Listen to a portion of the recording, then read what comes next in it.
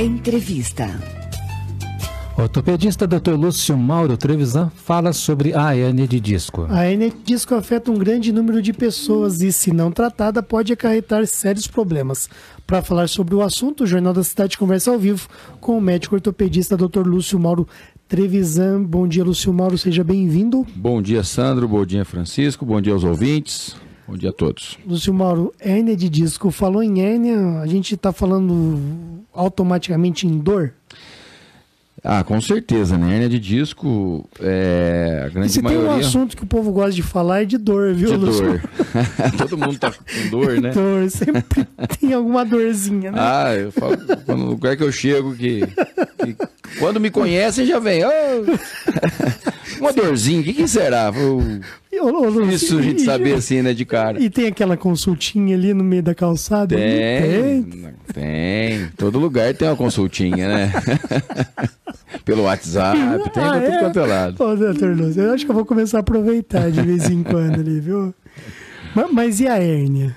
Então, o que seria, né? O disco intervertebral é uma estrutura que, como o próprio nome diz, ele é um disco, né? Formato de um disco, que está entre as vértebras. O que são vértebras? São os ossos da coluna. Então, entre um osso e o outro tem o disco intervertebral. Qual a função dele? Amortecer os impactos, dar mobilidade à coluna, né? Graças a esse espaço e a esse disco, que não é ósseo, né? Ele tem uma estrutura fibroelástica, vamos dizer assim. Não é cartilagem também? Não é cartilagem, né? Tem uma estrutura fibroelástica, né? Ele tem uma certa capacidade de absorver o impacto, né? Para poder proteger o restante das estruturas e dar movimento à coluna. Graças a eles, temos articulações na coluna que permite certos movimentos, rotação, flexão do tronco, flexão do pescoço, rotação do pescoço. Então, isso Ele também não é uma articulação. Não é uma articulação, não é considerado uma articulação. Ele é uma estrutura fibroelástica que serve para dar um molejo na coluna, né? Ali não tem uma articulação, porque não tem cartilagem, não tem cápsula articular, não tem líquido sinovial, então não é considerado uma articulação. Mas tem um movimento, ela permite um movimento, né? A articulação da coluna é na região facetária, mas um pouquinho mais atrás, que tem a cartilagem, que tem o disco, a cápsula articular, o líquido sinovial, que é a característica de uma articulação. Lúcio, pelo que eu percebi, esse disco, então, ele tem uma posição única ali na coluna, não é? Exatamente. Parece que em outro lugar do corpo não tem nada parecido. Acredito assim. que todo mundo já tenha visto um raio-x de coluna lombar, né, da coluna. Aí você vê lá os ossos, né, aqueles quadradinhos branquinhos lá, e tem um espaço entre eles. Aquele espaço que não sai no raio-x, que geralmente é escuro, né, ele é preenchido pelo disco intervertebral, né? E o que seria a hérnia, né? A hérnia é quando esse disco intervertebral, ele perde a sua elasticidade, a sua resistência por degeneração, por desgaste, né? Por envelhecimento, né?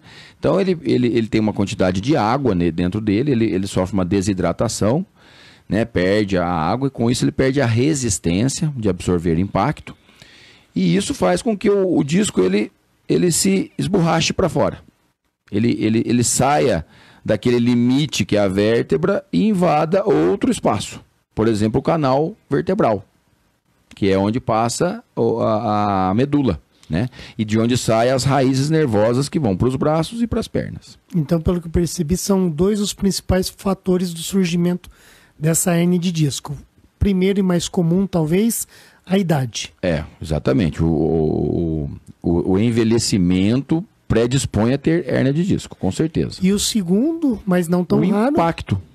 Né? Uma pessoa que trabalha levantando peso, postura errada, obesidade, a falta do exercício físico, de fortalecimento das estruturas que estão em volta da coluna, por exemplo, os músculos, né? Os músculos que estão ali, além de dar movimento à coluna, eles protegem, eles também absorvem impacto. Então tem que ter uma musculatura resistente e forte, né? Mas isso muitas vezes não é possível, a pessoa é sedentária, trabalha em escritório, tem encurtamentos musculares, fadiga muscular, não dorme direito e acaba desenvolvendo uma hérnia. Porque você vai falar assim, mas fulano de tal trabalha no escritório e tem hérnia. Sim, é outro fator predisponente, é você ficar sentado o dia inteiro. Porque a sobrecarga na coluna lombar, principalmente, é muito grande em quem fica sentado, né? Não e a gente fica meio torto quando senta, né, Lúcio? Fica torto, porque vai cansando, você vai se ajeitando de um lado, o computador você já vira um pouquinho para o outro, você atende o telefone com o pescoço torto. Solta o peso no ombro. Exatamente, solta o peso do ombro, exatamente. E essa pressão vai toda na coluna. Que jeito que é o jeito certo de sentar, então? Usar o encosto, né? Usar o encosto da cadeira, né? Os pés 90 graus com o solo, né? Os joelhos 90 graus, dobrando a 90 graus. Assim, os ombros sempre para trás, usando o encosto. Chega uma hora que cansa. Da cadeira. Por que cansa? Porque a musculatura não está preparada. Porque você não tem condicionamento para isso. Até para ficar em pé a gente tem que ter condicionamento físico. E as pessoas não trabalham isso. Elas não fazem um trabalho de fortalecimento, de alongamento. Outro fator importante, encurtamento muscular. Quem trabalha sentado, encurta todo o músculo. A gente está encolhido, se você for prestar atenção. A gente está encolhido na hora que está sentado. Está com o joelho fletido, quadril fletido. E muitas vezes os ombros caídos. E o que isso acarreta? Encurtamentos musculares. A hora que você vai ficar em pé, o músculo está curto, ele repuxa a região da bacia, fazendo uma pressão nos discos intervertebrais. E no caso da pessoa que trabalha com atividade física intensa, o famoso atleta, o rato de academia. Então. Ele pode ter hérnia de disco? Pode também, com certeza. É porque ele excedeu. Então o negócio é um meio termo, né? Nem 8 nem 80, como diz o ditado. Ele excedeu o peso. Aquela pessoa que é aquele resultado eficaz e muitas vezes a curto prazo. E excede o seu limite, né? Um atleta de alta performance, por exemplo, ele excede o seu limite, porque ele quer resultado, né? Ele quer vencer, ele quer medalha, ele quer títulos, porque é a profissão dele muitas vezes, né? Isso acontece também do ponto de vista amador, né? Muitas vezes a pessoa tem a vaidade, quer um resultado, quer perder peso, quer ganhar músculo, quer ganhar massa magra, tá? aquele negócio. E acaba exagerando no exercício, né? E é onde vem as lesões, tá certo? Por exagero. Então, nem 8 nem 80, tem que ser um meio termo. Por isso que na parte de exercício físico é importante ter o acompanhamento do profissional. Sem dúvida. E cada um tem o seu limite, né? O ser humano, ele é individual, ele é personalizado, cada um com o seu cada um, né? Então, o que para um é um exagero, para outro é banal, é tranquilo, né? Depende da estrutura, do tipo de cartilagem que tem, das estruturas de colágeno que cada um tem, que é determinado geneticamente. Lúcio Mauro, voltando ainda na questão do sentar na cadeira com postura, eu me lembrei que existem alguns objetos que são utilizados nos pés de quem senta. Sim, aquela tipo de uma rampinha, né? Parece que é uma máquina de costura, né? Exatamente, é um apoio para os pés, né? Acho que é apoio é o nome disso. Um apoio. Então, aquilo serve para mudar um pouco a posição. Seria muito interessante. Tem pessoas que se sentem bem daquela maneira. Porque a altura das cadeiras é uma altura padrão, né? Sim. A distância do chão ao assento. Tem gente que tem que se adaptar a isso, né? Então, muitas vezes ela se sente mais confortável colocando esses apoios. E a cadeira é para quem tem 1,95 m e para quem tem 1,60 m. Exatamente. A mesma cadeira. A mesma cadeira. Não deveria ser assim. Deveria ser personalizado, né? Se pensando em saúde. Exatamente. Agora, Lúcio Mauro, como é que se previne essa situação? Por exemplo, a gente sabe que nas empresas, em vários lugares do mundo, nos últimos anos, surgiu a ginástica laboral. Muito bom, muito interessante. É uma das maneiras. o que que é a ginástica laboral? É a ginástica voltada para aquela atividade daquelas pessoas, alongar certos grupos musculares, né? Parar aí 15 minutos. Aí é muito de cada empresa, né? Tem empresa que faz 2 vezes por semana, mas na verdade a empresa, para fazer todo dia, talvez não seja viável. Então eu não sei como que é cada empresa, mas na verdade o intuito daquilo ali é fazer a ginástica, alongar e ensinar o funcionário, para que ele faça depois em casa também, a hora que acorda, a hora que vai se deitar, né? É uma maneira de prevenir e levar um conhecimento a esse funcionário para que ele faça. Que eu acho que é muito, muito válido, né? Outra situação que eu acho que eu não sei se seria possível, né? Que me veio à cabeça várias vezes, seria assim um rodízio de funcionários para certas funções. Então você pega um funcionário que não está bem naquela função, ele deve fazer um rodízio, por exemplo, uma peça mais leve, por um período pelo menos. Isso é de rotina numa empresa. E não é. E não tem essa visão, né?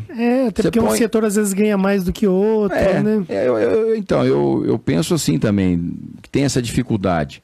Mas seria uma das maneiras seria de justo. prevenir. Seria justo, né?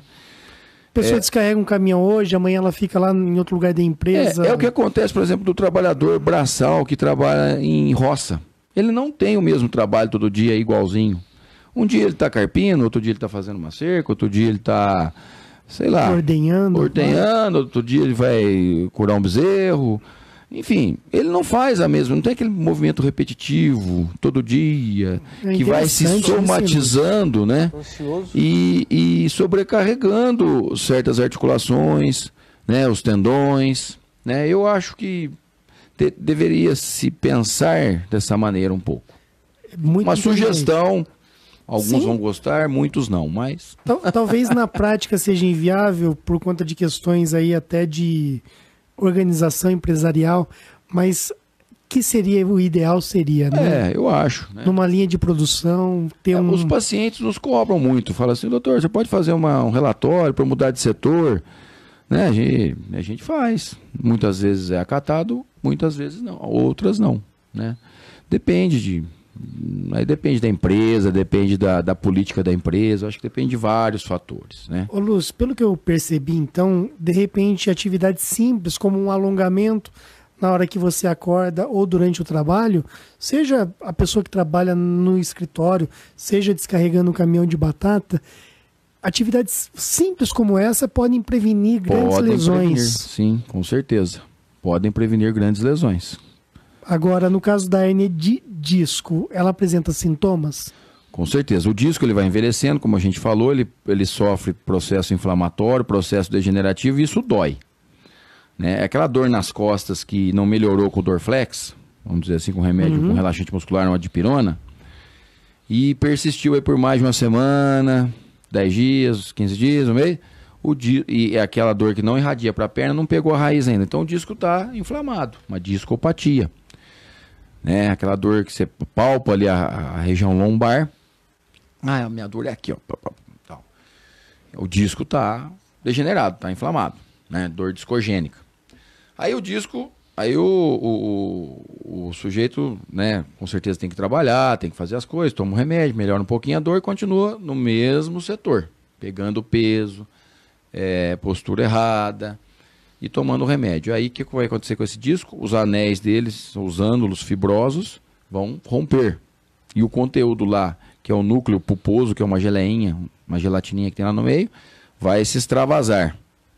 E vai extravasando-se para a região de onde sai a raiz, que é o forame intervertebral, ali uma região muito apertada da raiz nervosa, que sai da coluna, vai comprimir o nervo. Aí aquela dor que irradia para a perna, aquela dor ciática que passa atrás do bumbum, do glúteo e vai até o pé, até a perna, né? Começa a formigar, a pontada, aquela dor que já não melhora mais com a dipirona, o relaxante muscular e aquele anti-inflamatório. É como se fosse um nervo esticado doendo. Exatamente. E não tem posição.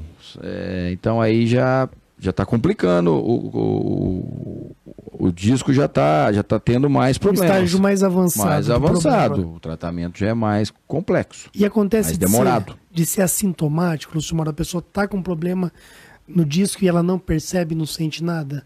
Ou aí já não acontece? Olha, se o disco, a dor é um sinal de que há algo de errado no nosso organismo, né?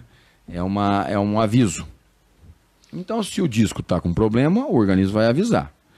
Se aquilo não está causando problema, não vai doer, né? Pode ser que haja um período de adaptação, né? Que o nosso corpo ele é fantástico, né? Ele se adapta muito, né? Principalmente no jovem. Então há um período de adaptação, vamos dizer assim, de uma cicatrização. E aquilo se estabiliza.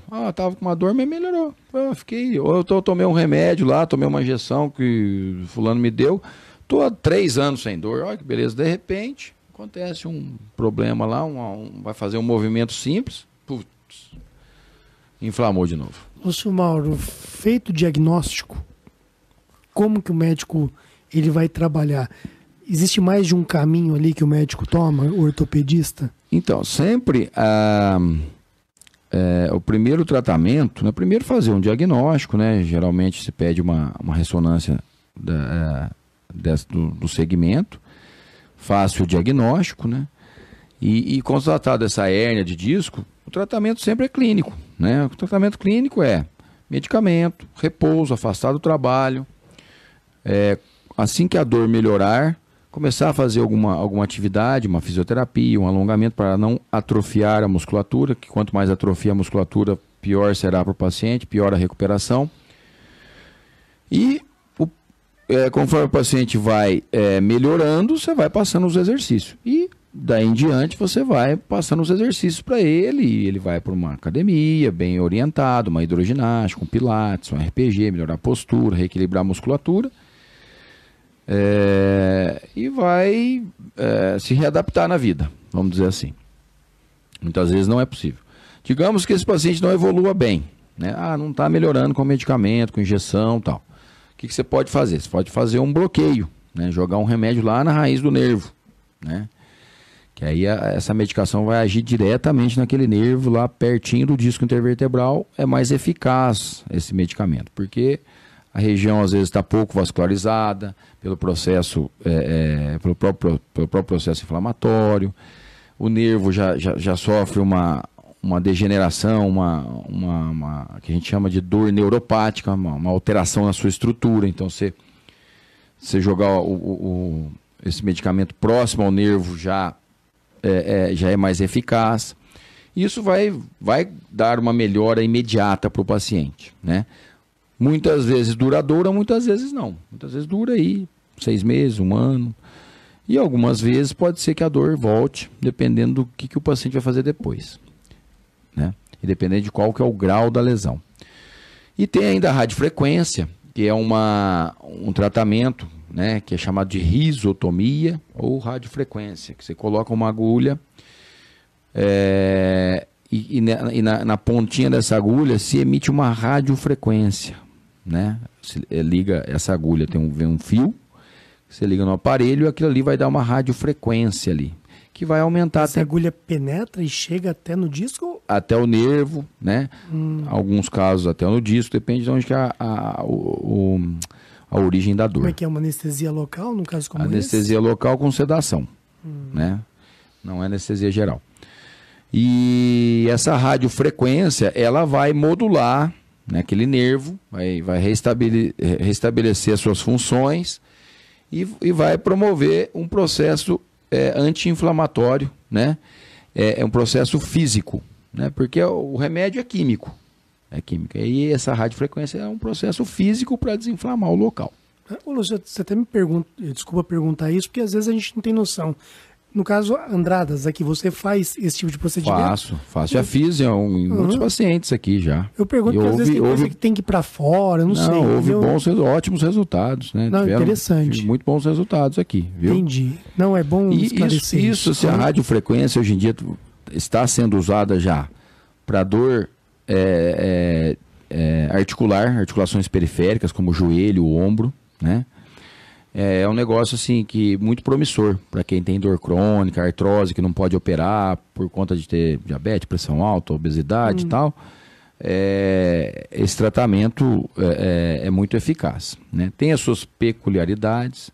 Não é indicado em todos os casos. E tem a questão financeira, que não é um tratamento tão em conta assim, né?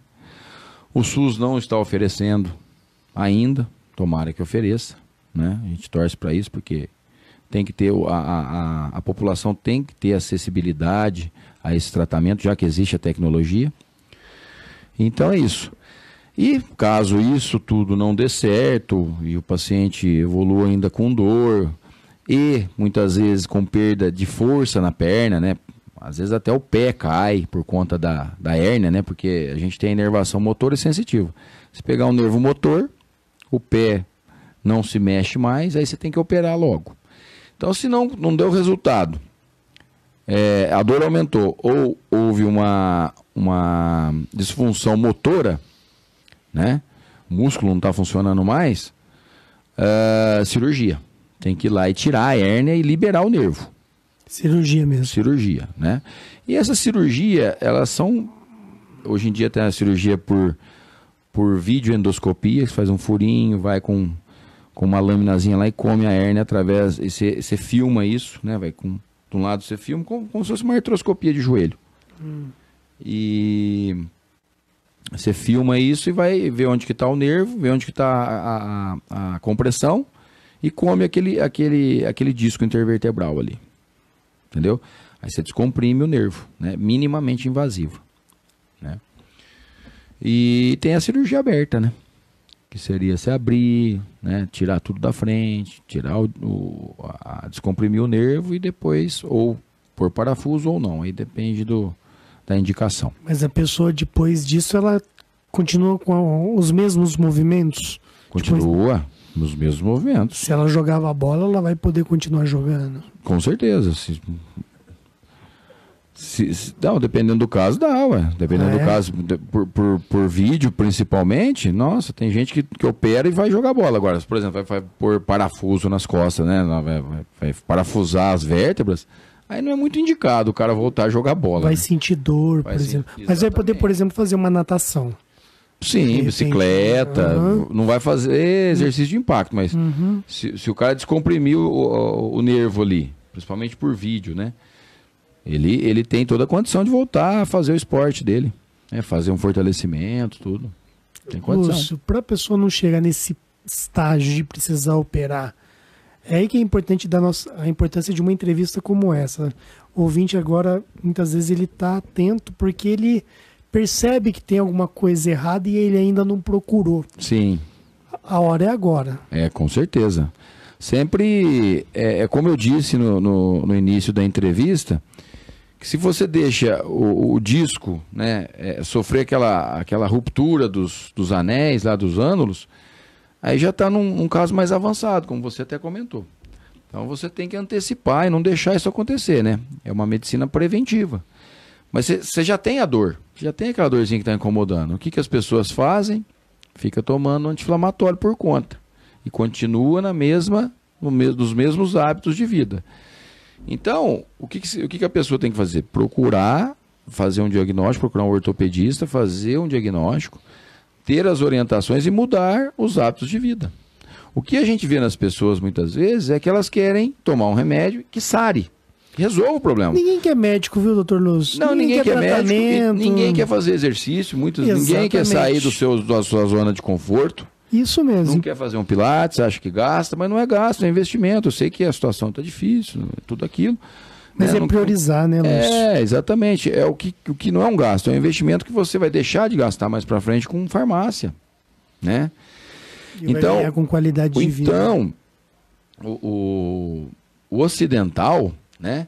Ele tem, nós ocidentais, o Brasil principalmente, temos a cultura de tomar remédio para tudo. Tudo é remédio, e não é isso, né? Não é, numa doença, não é só o remédio que vai fazer o efeito. É sim os hábitos de vida.